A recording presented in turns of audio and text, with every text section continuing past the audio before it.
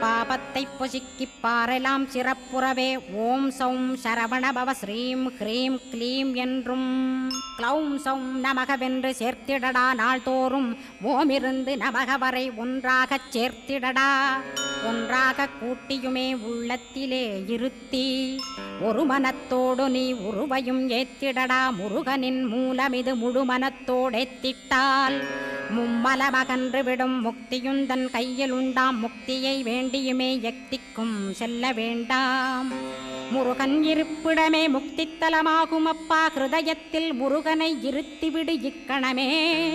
இக்கணமே மூலமந்திரம் ஏத்திவிடு ஏத்திவிடு. மூலமதை ஏத்துவோர்க்கு காலபயம் இல்லையடா.